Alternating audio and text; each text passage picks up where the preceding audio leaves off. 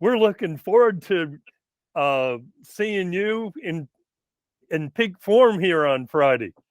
I'm looking forward to it too, man. I tell you what, we've been nailing the shows down, man. I tell you what, we've been out on the road for a while now. Now, And, is it true that you're a Nelson County native, right? yeah, I mean, that's where I'm at right now. That's why I don't have no service over there. I'm in the middle of nowhere. And so you played for how many years? You sang with the Statler Brothers. How many years? 20. Oh, it's almost 21 years. And I just looked you up on Wikipedia. I need to have a little bit of background information.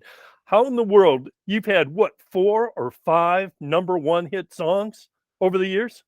Well, I had 3 number 1 songs, and then I had some top 10 songs, like Elizabeth, My Only Love, More Than a Name on the Wall. They were all, Too Much on My Heart were our number 1 songs.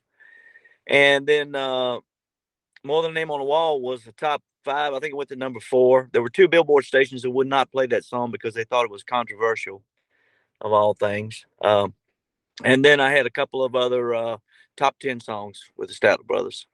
I think I just published one of the YouTube versions of the Name on the Wall on our Facebook page, just as a promo for what you're. I had no idea if you had planned to perform that on Friday. Oh, absolutely. They would probably crucify me if I didn't. And did you just pick up a guitar in high school? I mean, how did this all start? No, I actually tell a story in my concerts about finding a guitar in a dump when I was a kid. Had 2 strings on it. I took it home and started playing it. Mom and Dad were going to get me one for Christmas, and it took about 4 years. So Christmas 1967, I got my first guitar. It was an old harmony guitar that actually had 6 strings on it.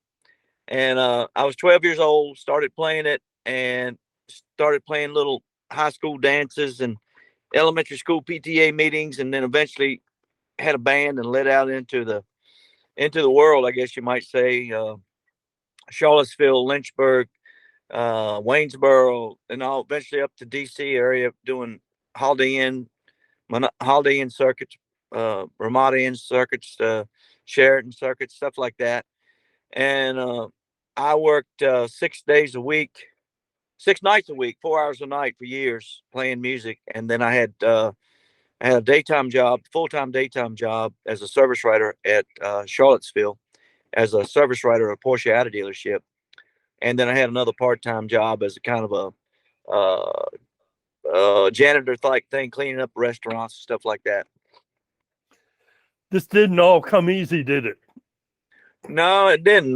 But you do anything to do what you love, and that's the way I was. I loved music, and I loved singing, and I felt like it was my purpose, in life. And it brought me joy and happiness, and it seemed to bring other people joy and happiness. So I just was I just loved it, and I wanted to do it, and I felt like it was my calling. And you've got a very active concert schedule even now, huh? Didn't you just have a birthday?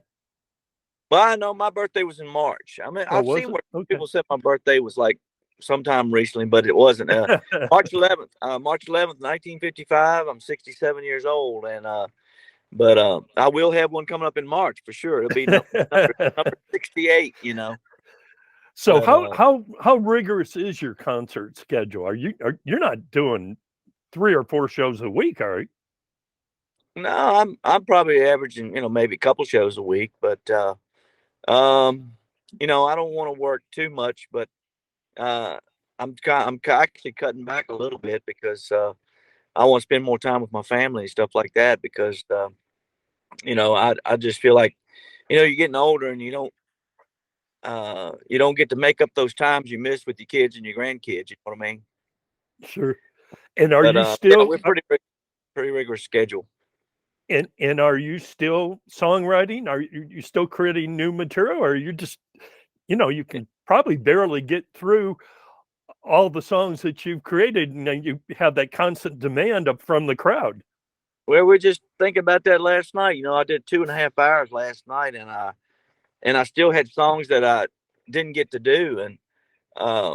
And so it's a good problem to have, but it's kind of frustrating too, because you come off stage and somebody says, "Oh, you didn't do I Believe," or "You didn't uh, you know, uh, Far Side Banks of Jordan," or "You didn't do Wildfire," you didn't do, and you've always got that, but I guess you leave them wanting more. So that's what it's all about.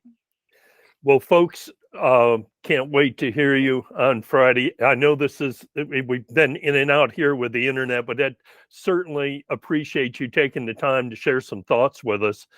And we look forward to seeing you on Friday night at the Historic Masonic Theatre. Well, me too. I haven't been there yet, but I hear a lot of great things about it. And I've heard it's really pretty and It beautiful. is.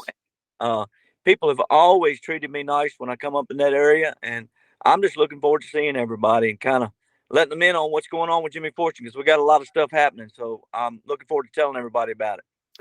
Thanks again for joining us. Well, thanks for having me on. Couldn't do without you, and I appreciate you having us on. Yes, sir. Bye now. Thank you.